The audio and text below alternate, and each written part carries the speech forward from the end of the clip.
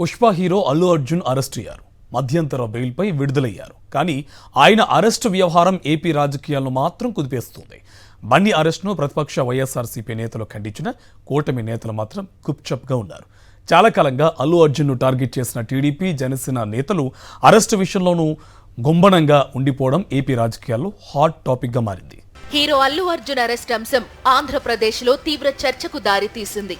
రాజకీయ పార్టీలతో పాటు సోషల్ మీడియాలో మొత్తం అల్లు అర్జున్ అరెస్టుపైనే చర్చ నడుస్తోంది.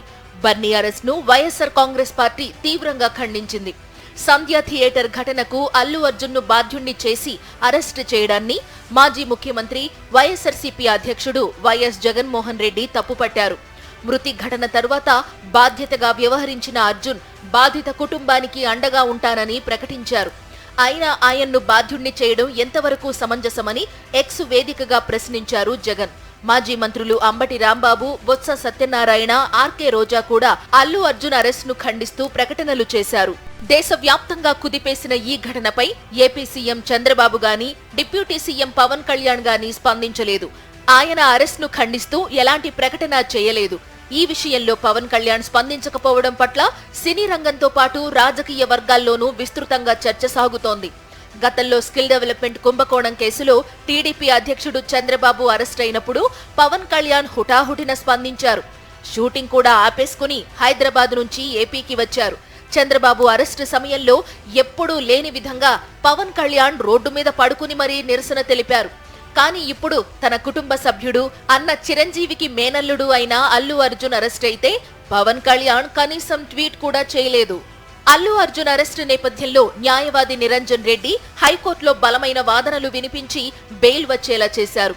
నిరంజన్ రెడ్డి వైఎస్ఆర్సీపీ రాజ్యసభ సభ్యుడు కావటం కూటమి నేతలకు తీవ్ర ఆగ్రహం తెప్పించింది. దాన్ని జీర్ణించుకోలేక టీడీపీ, జనసేన సోషల్ మీడియాలో అల్లు అర్జున్ కు వ్యతిరేకంగా తీవ్రమైన ప్రచారం చేశారు. అల్లు అర్జున్ను టీడీపీ, జనసేన నేతలు ప్రతి సందర్భంలోనూ టార్గెట్ చేస్తూనే ఉన్నారు. ఏపీలో గత ఎన్నికల సమయంలో అల్లు అర్జున్ నంద్యాల వెళ్లారు. తన స్నేహితుడు వైఎస్ఆర్సీపీ మాజీ ఎమ్మెల్యే శిల్పా రవిచంద్రారెడ్డిని కలిశారు. రాజకీయాలకు అతీతంగా స్నేహం కోసం వెళితే దాన్ని టార్గెట్ చేస్తూ టీడీపీ, జనసేన నాయకులు విమర్శలు చేశారు.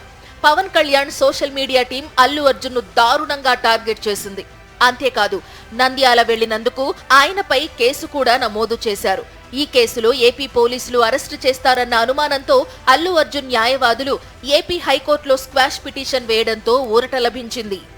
అల్లు అర్జున్ నటించిన పుష్ప 2 మూవీపై కొద్ది రోజులుగా టీడీపీ, జనసేన సోషల్ మీడియా పూర్తి నెగటివ్ ప్రచారం చేస్తోంది. దేశవ్యాప్తంగా ఈ మూవీ రికార్డులు బద్దలు కొట్టినా సినిమా ఫ్లాప్ అయిందంటూ ఫేస్బుక్, ఇన్స్టా, వాట్సాప్, ఎక్స్ లో పోస్టులు పెట్టారు. ఈ క్రమంలోనే దేశవ్యాప్తంగా అన్ని రాష్ట్రాల్లో ప్రీ రిలీజ్ ఈవెంట్లు పెట్టినా అల్లు అర్జున్ సొంత రాష్ట్రమైన ఏపీలో మాత్రం నిర్వహించలేదు. సంధ్య థియేటర్ ఘటనకు అల్లు అర్జున్ ఎలా బాధ్యుడవుతాడని నెటిజన్లు ప్రశ్నిస్తున్నారు. గతంలో చంద్రబాబు సీఎంగా ఉన్న సమయంలో గోదావరి పుష్కరాల్లో 29 మంది మృతి చెందారు. కందుకూరులో చంద్రబాబు ప్రచార సభలో జరిగిన తొక్కిసలాటలో 8 మంది చనిపోయారు.